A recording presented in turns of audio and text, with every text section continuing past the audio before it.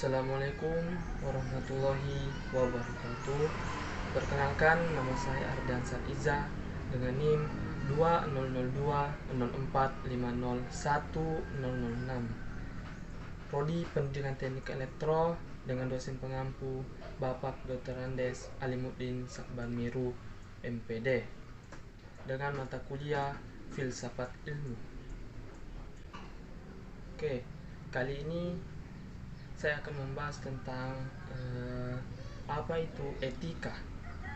Apakah etika ini termasuk dalam salah satu cabang filsafat, dan apakah etika ini sama dengan psikologi? Oke, saya akan membahas di video ini. Moshi moshi.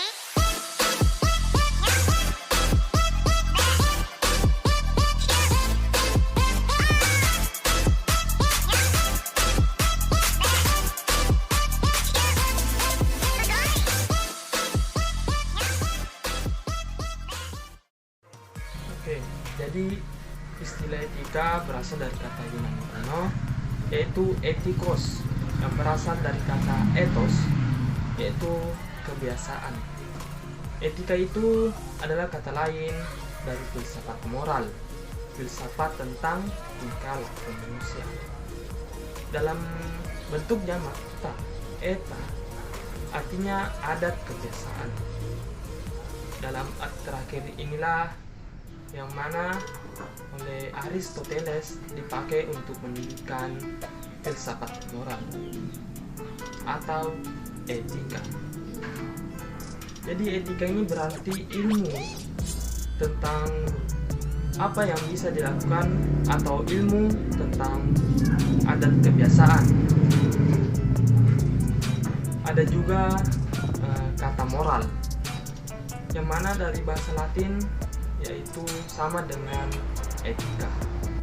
Jadi ada pertanyaan mengenai hal ini, seperti apakah filsafat etika ini ada persamaan dengan psikologi? Ya, tentu beda. Jadi kalau psikologi itu ilmu yang membahas tentang psikis manusia atau kejiwaan manusia. Psikologi ini menjelaskan tentang bagaimana cara memahami perilaku manusia. Misalnya, ada seorang pendiam, maka psikologi akan mengungkapkan kenapa seorang itu pendiam, apa sih sebenarnya seseorang itu pendiam. Lalu pertanyaan lainnya, misal, apakah sikap pendiam itu adalah bawaan manusia atau dipelajari? Contohnya bagaimana sih? Nah, contohnya ada orang menyeberang kereta api, tetapi begitu dia sampai ke tengah, melihat ada kereta yang akan lewat dengan kencang. Nah, kalau kita biarkan, dia sudah jelas akan tertabrak kereta. Maka dengan sikap kita langsung loncat atau mendorong, menendang orang itu sehingga dia terlempar dari luar rel kereta. Dia terlempar dalam keadaan terluka, kemungkinan gara-gara terbentur atau apa. Kemudian kita dikerumuni oleh banyak orang, yang mana orang itu menuduh kita salah. Nah, disitulah filsafat moral bekerja. Jadi, benarkah tindakan kita di situ atau kategori burukkah itu?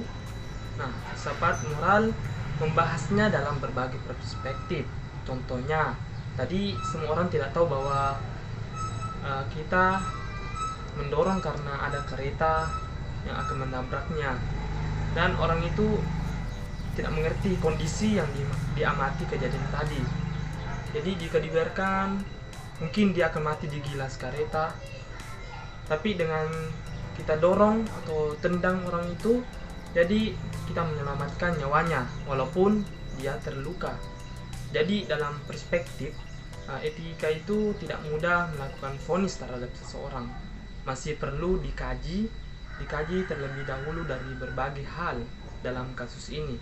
Seperti apa? Lalu diamati dari berbagai perspektif.